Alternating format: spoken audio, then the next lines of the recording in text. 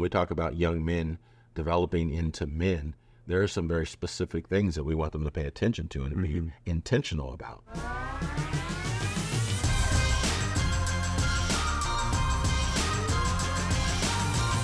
Hey, it's Harry and Carson with the Pillars Podcast. Real talk for real growth. Let's dive in. So here we are again, the Pillars Podcast, and we typically talk with helping young men specifically about what young men can do to become men. But now this kind of discussion is going to be a little more to the parents of young men. Okay. About really kind of what can a parent do to help a young man to develop, to have the right things that he needs to have. Well, this doesn't apply to me, so. Well, maybe you can provide the insight by talking about how you might have acquired some of these things through the development that you've gained through your parents. You know? Yeah, so what specifically happens in those early years? Well, there are very specific styles that parents adapt in raising their kids. Yeah. And their styles can either be giving them direction and guidance, or it could be just open and letting them do whatever they want to do, and it doesn't really provide the safeguards that the kids need. And one style is not greater than another, or what do you like? Well, there are some elements of the styles that are important. Okay. There was an ideal that being permissive, a parent, was the best way. Let your kids just do whatever they want and let them form. Oh, that's great. When you're a teenager, you're thinking, hey, I love that. That was a great idea for me. But when you're actually wanting to teach your kids morals and values and instill in them discipline, it's totally not the way to go because, kids basically want to be kids. When we talk about young men developing into men, there are some very specific things that we want them to pay attention to and be intentional about. And as parents, you want to pay attention to what it is you're instilling in your kids by offering them real lines of understanding, lines of discipline, moral guidance. And when you're offering that to your kids, you're giving them the opportunities to learn, to develop, to grow in that level of safety and security. And then, like the things we said that are important for them to thrive. Yeah, we're instilling those things within that environment. So could you give like an example of, well, first, how old is the kid how old does the child have to be? At what age do they start absorbing? Well, within by the time of 2 years old, you're teaching them, they're learning things very succinctly. They're developing an understanding during that time. So it's really important for us to know. And it's simple things like, by the time they're 2 years old, you're giving them kind of an idea of some emotional development. In that emotional development, if they did something wrong or they're feeling bad about something, there's some parents who may not be as patient with them. Yeah. What are you doing with that? How are you doing with that? And what you're instilling in them is perhaps a fear, insecurity. But if tell me about that. Like I was telling you about how my daughter, how she's been raising her son. It's a very patient way. Right. And instead of being a heavy fist that, no, you must do, she goes, no, we're not going to have that. Yeah. You've had that so it's not a condemning approach. Yes, it's not a condemning approach. And I learned a lot. I had to learn a lot about that when I was having my kids and I was raising children, because I was impatient. And my fear was that I got to teach them how to do this, show them how to do this. And I was pretty strict and pretty hard. And that wasn't always the best thing, and I feel like I can't imagine that. Oh, don't talk to my kids in that area. But they say, yeah, Dad has changed a lot, but I feel like I have instilled some things in them that I still have to be very careful not to do, or they'll have the sensitivity of me being harsh with them. Yeah. And it's a very important thing to pay attention to, because you don't want to instill, because that's such a developmental stage as kids are coming up.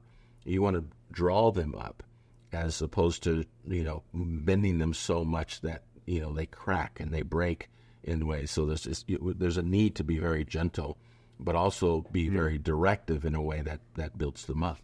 So if a kid has like a brother or a sister, and let's say they hurt them, and let's say that's your child, how would you respond to that in regards to teaching them something emotionally and morally? Yeah, it takes a real patience. Typically, if someone hurts another child, hurts another sibling, the first focus tends to be on the one who hurt the other one, right?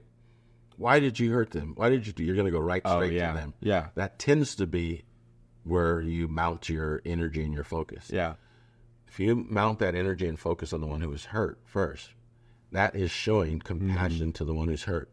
It's showing that what's important is someone is hurting. We're coming to care for them. Right. And if you're gentle and showing their love and your support and your care for them and making sure that they're well, and then when you turn to your other child and say, that hurt him. That didn't make him feel better. Yeah. And you didn't make the tension like right there. Right to the, what are you doing? Get to the one who is hurting. And that in their communication and recognizing that you showed empathy and sympathy for the young child or the one that was hurting, and you turn to the other one and you're then expounding on the fact that this happened. This is not good. So the kid gets to see your response. Yes, of empathy and care. Right, and that speaks a lot in of itself. Yeah. Hey, we're glad you joined us today. If you're resonating with the conversation, hit subscribe and stay in the loop. Got a question or a topic you'd like us to explore? Drop it in the comments. We're listening. And remember, the Pillars podcast is not just about talking. It's about taking action.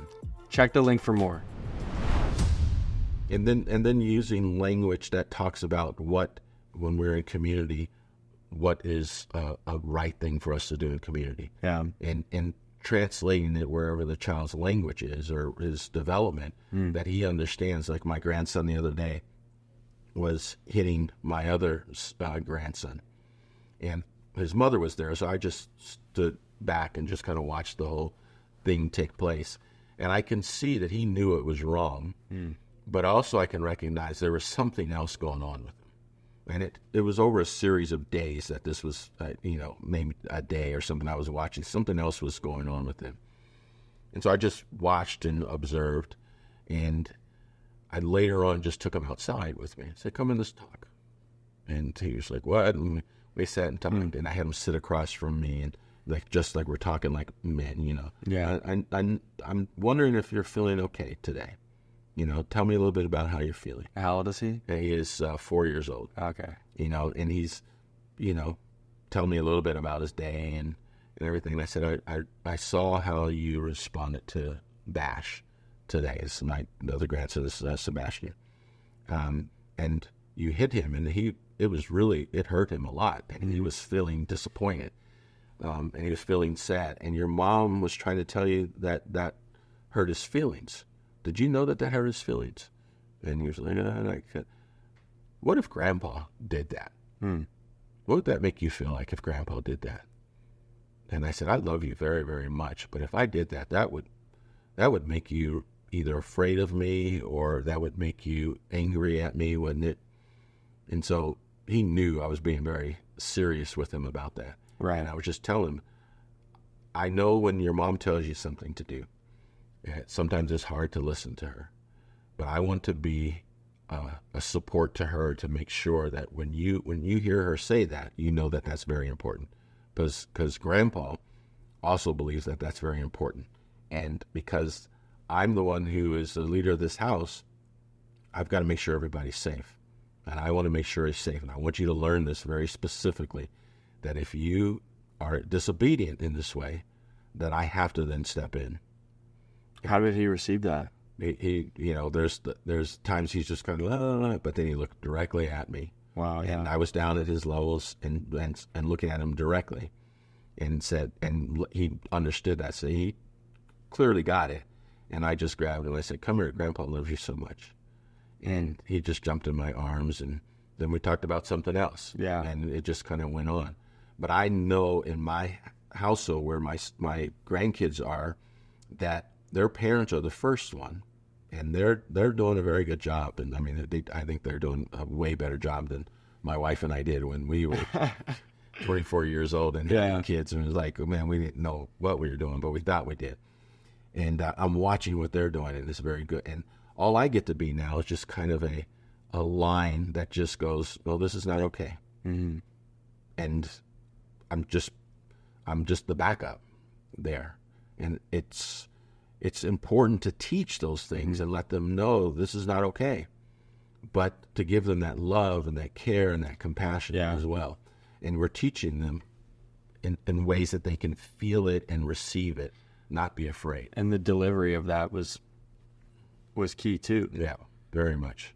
Because being a 4-year-old kid, you're afraid of a lot of things. Yeah. And you're afraid of, especially your big grandpa who can come hard down on you. Yeah. You know, and pick you up with one. I swing him all the time and do it like he is pretty strong compared to me. Yeah. But if he knows that strength is his safety. Mm-hmm. And then how you told him everything that you had to say. You know, I will have to step in if you don't listen to your mother. And then you gave him a hug. Yeah. That's that kind of love that Jesus has for us. Yeah. You know? It definitely is. He definitely has a way. Yeah. This is the way. You don't go this way, it's not going to be gentle for you. Mm-hmm. And if you can pay attention to that, or it's not going to be comfortable for you, I should say. And that's how we all learn. Yeah. We all learn with having discipline in our life. And it's a very critical thing for parents to. So if parents are wanting to raise their sons to be men, they do have to give them discipline. Yeah. They do have to talk to, because, you know, one of the difficult things that we see a lot with young men is they don't know how to express their feelings. And we want them to be able to express their feelings. And we've got to be able to help them by talking about feelings. Mm-hmm. That would make me feel sad. That would hurt me. And wouldn't that hurt you? Doesn't that hurt you? Because Bastion, who's a young one, he's pretty aggressive too. He holds his own. Yeah. And he'll take a sword or something. That was me. Yeah. 2 older brothers. Yeah. Go and run and take him. And Micaiah's kind of like, oh, I don't want to get hurt. Yeah. And so he'll run away from him. But even in that, he knows what it feels like. The other day, Bastion did something, and immediately Micaiah just cries. He's just, he's hurting really bad. And Sebastian knows that he did it, but he's kind of like, I don't really care at this point because he just turned 2 years old. And so we have to, everybody loves on Micaiah at that time, and he's feeling upset. And then we turn to Sebastian and let him know that didn't hurt him. That didn't feel well to him. That made him feel really sad. Yeah. And everybody's gentle with him. So even just the gentleness with Micaiah, and then the turning to Sebastian and being gentle with him and teaching him and telling him, it doesn't become a big, everything is out of whack. Why would you do that? Yeah. We're all like, hey, we want to be loving here. Mm-hmm. And if we're wanting to be loving here, we're going to demonstrate that and show that. And for young men, it's important. Give them a boundary, but also teach them up. There's a scripture in the Bible that talks about that we should raise up children in the way that they should go. So when they're old, they don't depart from that. And that raising up is so critical, that mindset. We raise them up. We think about teaching and telling them what to do and the discipline, but it's all for the point of raising them up. Yeah. If we can keep that in our mind and not be in such a way where we're downing them, like, why do you do that? How are you doing? Well, you should never do that. And we're kind of putting them down. Let's just raise them up. Yeah. And especially with young men, they're sensitive.